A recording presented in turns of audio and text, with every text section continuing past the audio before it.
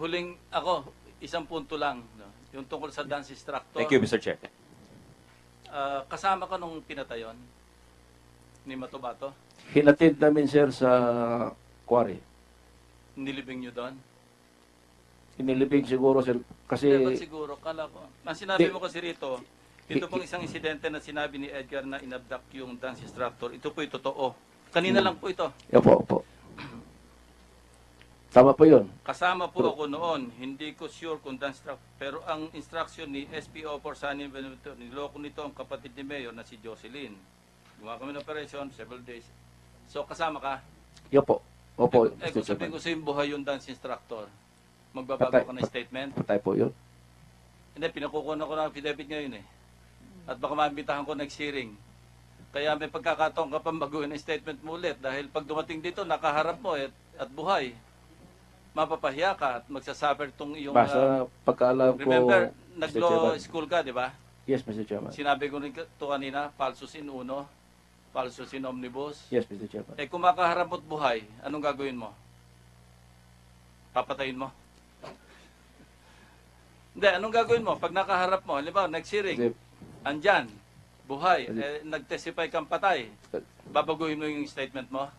kung yun po ang dance instructor na kinuha namin, Hindi. Sa Ang tanong ko pagkaintindi sa'yo, ko. anong gagawin mo kung sakaling yung sinabi mong dance instructor ni Jocelyn Duterte na pinatay ninyo at sinabi mo nga, kasama ka, kung halimbawang napaharap sa iyo sa susunod na pagdinig o maski walang hindi sa pagdinig, anong gagawin mo sa iyong affidavit, sa iyong salaysay? sigurado ko, Mr. Chairman, hindi yun ang pinatay namin.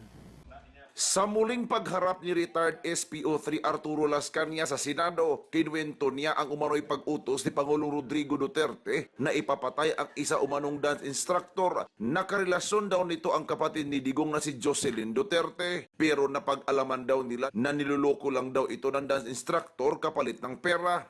Ito po ay totoo. Kasama po ako noon. Hindi ko sure kung dance instructor talaga.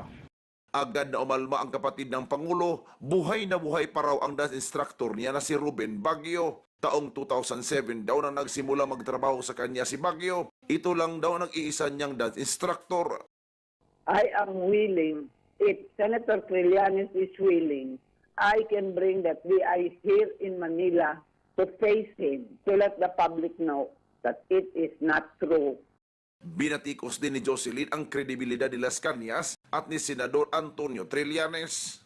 So I cannot understand why a senator of his caliber would put a witness on a Senate probe without even bothering to see kung tinuod ba na research ba na, certified ba na.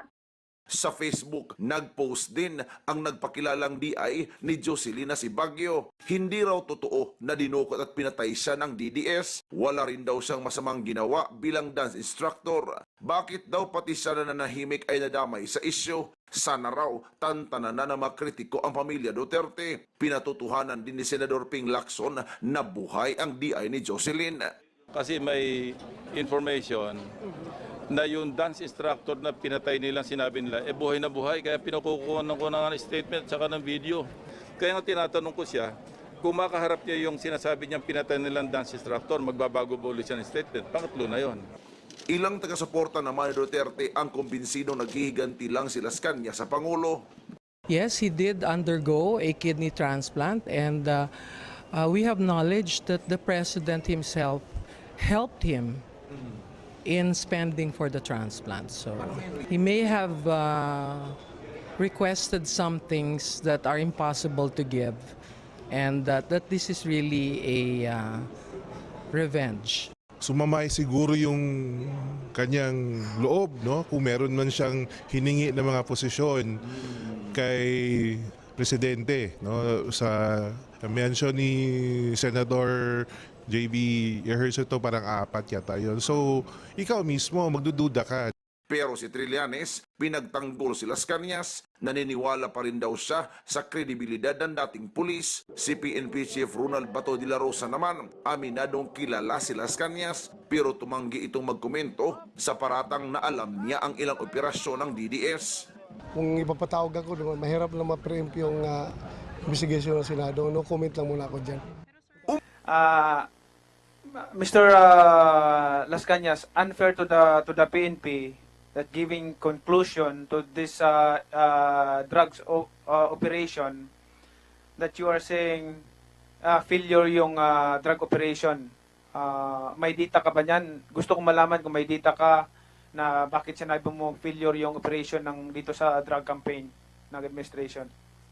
Your Honor, hindi ko po sinabi na failure yung... Sinabi mo kanina nung tinanong ka ni Ang sinabi ko po, yung failure yung system, yung pagpatay. Yung hindi dapat yung pagpatay. kasi unfair to the PNP na talagang massive yung drug operation nila. Ayaw naman natin ng drugs dito sa bansa natin. Bakit ayaw natin suportahan, no? At dito sa testimony mo, sinabi mo nung yung bago matapos yung oras ko, sinabi mo kay nung unang testimony mo rito, tinanong si Matabato, ano bang totoo sa sinasabi ni Matabato? Sabi mo yung pangalan lang niya ang totoo Opo. na sinasabi niya. Ngayon, anong totoo ba sa sinasabi mo? Yung una o yung pangalawa? Ngayon po, Your Honor. Ngayon, paano namin mapatunayan yan? May mga record po itong mga nangyayari na sinasabi ni Edgar Matabato po, Your Honor. Oh, wala na tayong oras, no? Dumaan ka ng pagiging investigador. Tama po ba? Opo, Your Honor. Okay.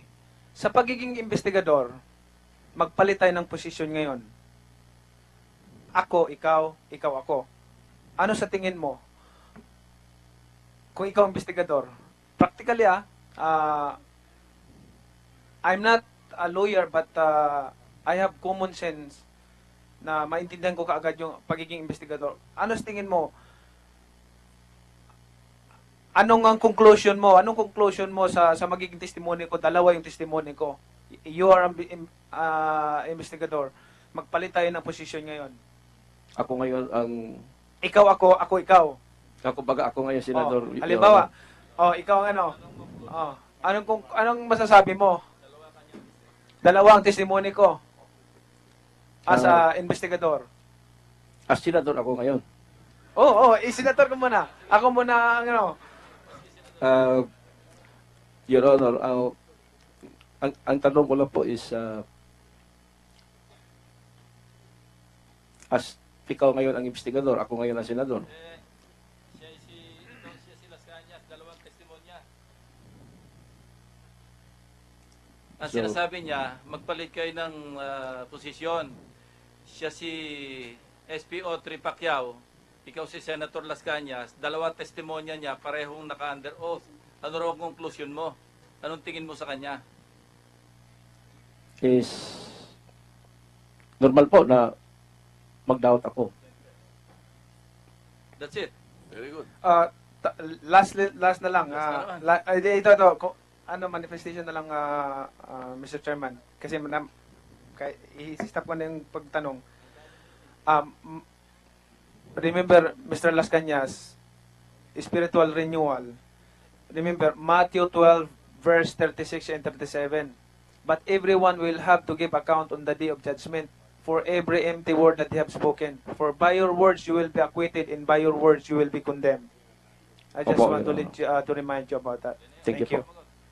Okay, Mr. Chairman, before I move to adjourn, just for the record, kasi hindi napapag-usapan sa media to, lalo na ng mga Human Rights Watch. Ang arestado sa 43,000 operations na sinasabi ni Senator Cayetano kanina, nagaling ito sa statistics ng PROS, 53,025 arestado in jail and in courts right now.